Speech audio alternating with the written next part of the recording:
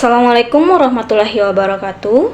Halo semuanya, perkenalkan nama saya Anissa Nur Zahira dengan NIM A1A1240776 kelompok 3 dari Prodi Pendidikan Ekonomi Fakultas Keguruan dan Ilmu Pendidikan Universitas Halu Oleo. Pada video kali ini, saya akan mempresentasikan hasil dari penelitian kami yang berjudul Dampak Industrialisasi Hilirisasi Nikel terhadap Pertumbuhan Ekonomi Regional, Penyerapan Tenaga Kerja Lokal, dan Kesenjangan Wilayah di Provinsi Sulawesi Tenggara. Mungkin itu saja perkenalannya, langsung saja ke penjelasannya. Untuk mendapatkan perspektif yang real dari tingkat akar rumput, kelompok kami tidak hanya mengandalkan data statistik di atas kertas, kami melakukan penelitian kualitatif dengan metode wawancara mendalam atau in-depth interview. Studi kasus kami lakukan di Kampung Pelangi, Kelurahan Abeli, Kota Kendari pada hari Rabu 24 Juni 2026 pukul 11 hingga 11.30 waktu Indonesia Tengah. Kami mewawancarai dua narasumber kunci yang merupakan warga lokal setempat. Nah, yang pertama itu ada Ibu Amang, seorang ibu rumah tangga berusia 56 tahun yang telah menetap di wilayah tersebut selama kurang lebih 40 tahun. Yang kedua ada Ibu Irna, juga seorang ibu rumah tangga berusia 32 tahun yang telah tinggal di sana selama kurang lebih 28 tahun. Melalui kedua informan ini, kami merekonstruksi bagaimana kondisi sosial ekonomi masyarakat sebelum dan sesudah masuknya gelombang industri nikel. Temuan utama pertama kami menunjukkan adanya fenomena denelayanisasi dan transformasi mata pencaharian. Sebelum adanya aktivitas pertambangan dan pelabuhan logistik nikel, mayoritas warga Kampung Pelangi bermata pencaharian sebagai nelayan tradisional. Laut pesisir merupakan ruang ekologis utama penopang ekonomi mereka. Namun, masuknya industri nikel di wilayah sekitar bertindak sebagai faktor penarik ekonomi baru dan atau economic pull factor. Kondisi ini menggeser orientasi kerja masyarakat dari sektor perikanan ke sektor industri pertambangan.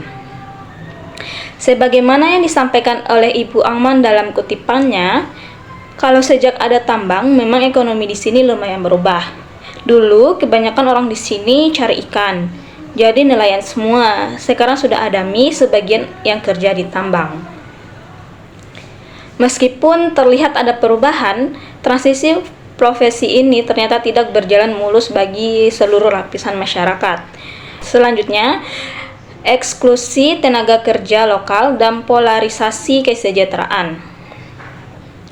Kelompok kami menemukan fakta lapangan yang cukup memprihatinkan terkait eksklusi tenaga kerja lokal. Meskipun industri nikel digadang-gadang menyerap tenaga kerja dalam jumlah besar, kenyataannya penyerapan tenaga kerja dari komunitas lokal yang berada tepat di sekitar wilayah operasional justru sangat rendah. Di Kampung Pelangi, hanya sekitar 5 orang warga lokal saja per kampung yang berhasil terserap bekerja di sektor tambang. Mengapa ini terjadi? Industri manufaktur smelter menetapkan standarisasi kompetensi dan syarat formal yang ketat. Standarisasi ini menjadi dinding pembatas tak kasat mata atau invisible wall bagi warga pesisir lokal yang rata-rata berpendidikan rendah.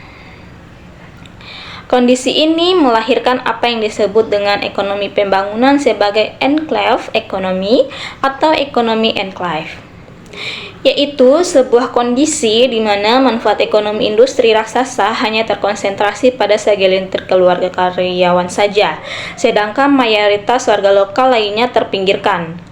Kebijakan makro terbukti sukses menarik investasi triliunan rupiah, namun gagal mendistribusikan manfaat kesejahteraan secara inklusif di tingkat mikro. Nah, selanjutnya eksternalitas negatif lingkungan dan keterbatasan CSR. Selain masalah ketenaga kerjaan, warga lokal yang tidak terserap di industri justru harus menanggung eksternalitas negatif lingkungan setiap harinya. Ada 3 dampak utama yang kami identifikasi. Yang pertama itu polusi debu. Lalu lintas truk pengangkut nikel yang melintas jalan umum menghasilkan debu pekat yang mengganggu kesehatan pernapasan warga. Yang kedua, risiko kecelakaan. Ketika hujan turun, jalanan menjadi sangat licin akibat ceceran tanah tambang, meningkatkan risiko kecelakaan bagi pengguna jalan lokal.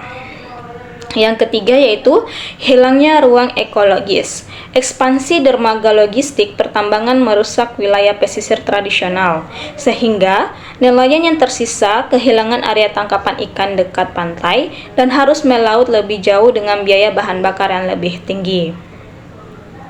Lalu, bagaimana peran tanggung jawab sosial perusahaan atau CSR? Temuan kami menunjukkan bahwa program CSR yang ada saat ini masih sangat terbatas dan bersifat karitatif semata, seperti hanya melakukan penyemprotan air di jalan umum untuk meredam debu. Tidak ada program CSR substantif yang berfokus pada pemberdayaan ekonomi alternatif, pelatihan vokasi terstruktur, jaminan kesehatan masyarakat, ataupun pemulihan infrastruktur ekologis yang rusak. Selanjutnya yaitu analisis tematik diskusi. Dari ketiga temuan lapangan tersebut, kelompok kami melakukan analisis teoritis yang menghasilkan 3 kesimpulan tematik utama.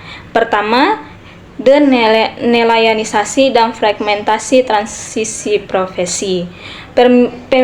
Peralihan sektor dari nelayan ke buruh industri bersifat fragmentaris.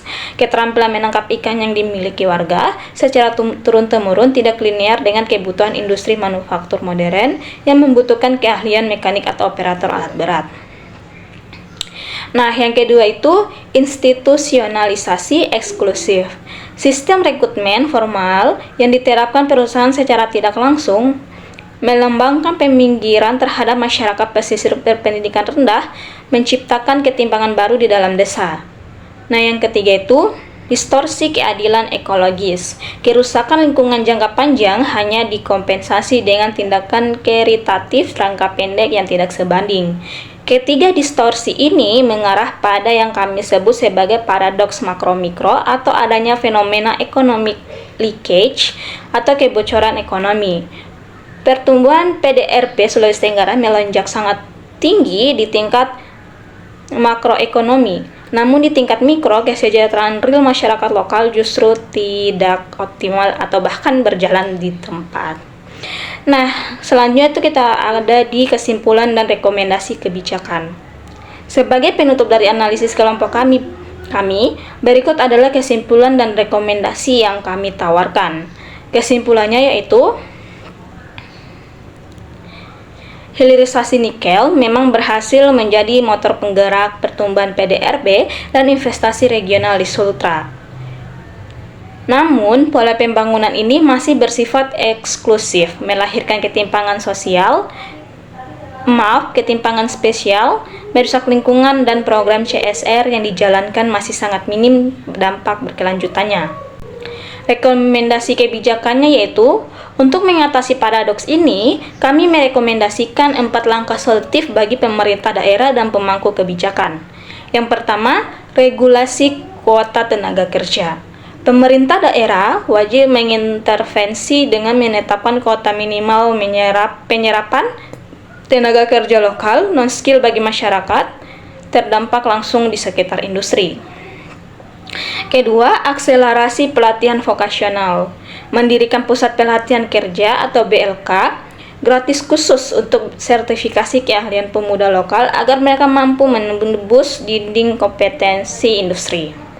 Ketiga, peningkatan standar CSR.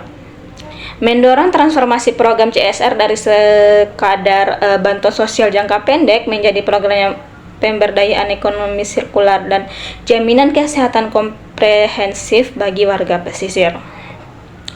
Keempat, diversifikasi investasi. Pemerintah daerah harus mulai mendorong investasi ke sektor non-tambang, seperti pertanian dari perikanan modern, di kabupaten kota lain di Sultra, agar perekonomian daerah memiliki fondasi yang kuat dan tidak rentan terhadap gejolak harga komoditas nikel global. Mungkin itu saja yang dapat saya presentasikan. Kurangnya mohon dimaafkan. Saya akhiri, billahi taufiq wal hidayah. Wassalamualaikum warahmatullahi wabarakatuh.